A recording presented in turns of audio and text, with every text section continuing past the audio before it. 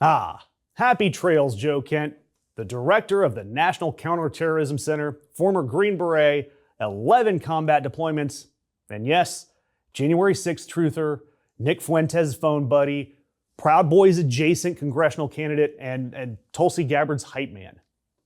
He just resigned from the Trump administration on Tuesday over the illegal Iran war. He said that he could not, in good conscience, continue. He said that Iran posed no imminent threat, like we all knew. And he said that the war was started due to pressure from Israel and its powerful American lobby. And then Joe Kent rode off into the sunset. And I just have to stop right here. I just have to appreciate the specific level of disillusionment that's required for Joe Kent to be the conscience of the Trump administration on foreign policy. I mean, this is a man who went on record refusing to disavow a Holocaust denier during a congressional campaign. This is a man who called January 6th rioters political prisoners. He had a Signal group chat with Trump's national security team where they discussed sensitive military plans, just like the kind that almost got Pete Hegseth in trouble. And nobody did a thing about it.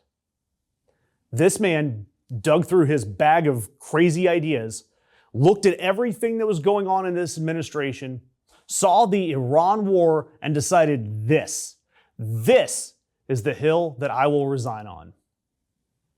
Welcome to the resistance, Joe. Pull up a chair. We've been here a while. MTG, she's out there making lemonade.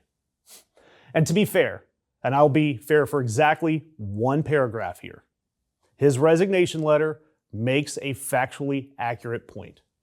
Iran posed no imminent threat to the United States.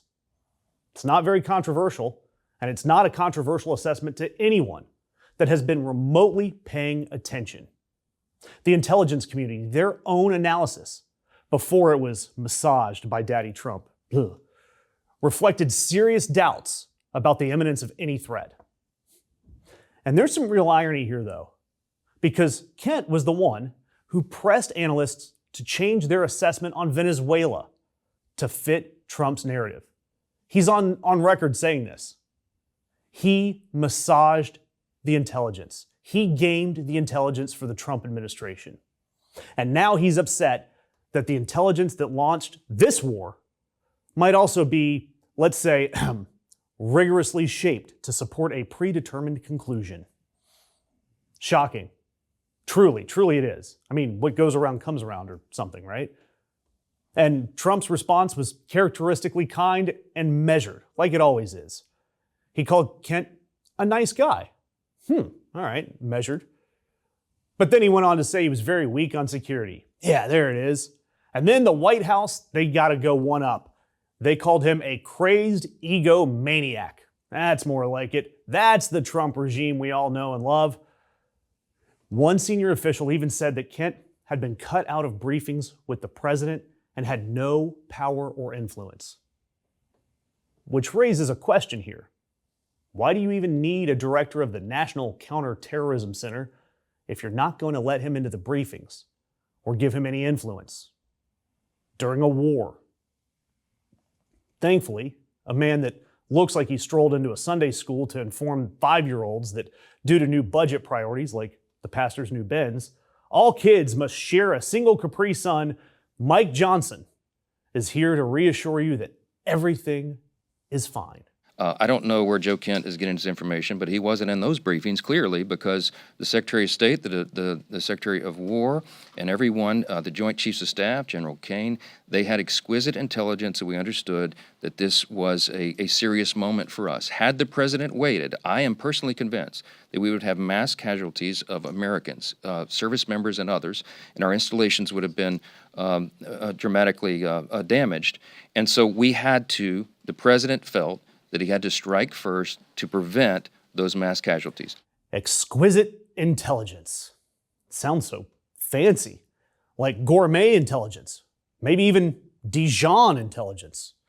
Yeah, Mike Johnson described the reasoning for a war that the director of the National Counterterrorism Center just quit over as exquisite intelligence.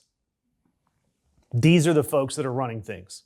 Joe Kent, a Nick Fuentes pal, conspiracy theory enthusiast, Tulsi Gabbard loyalist.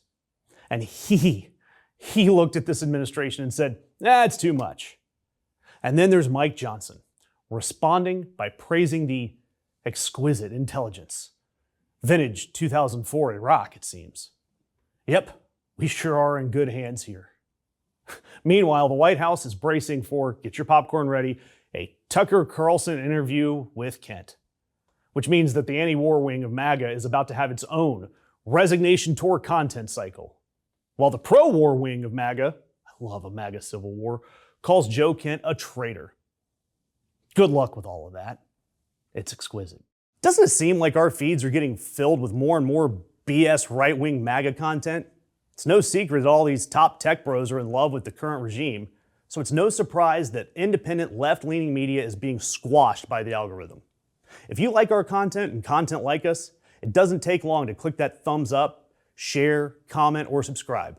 So please help us keep the truth alive.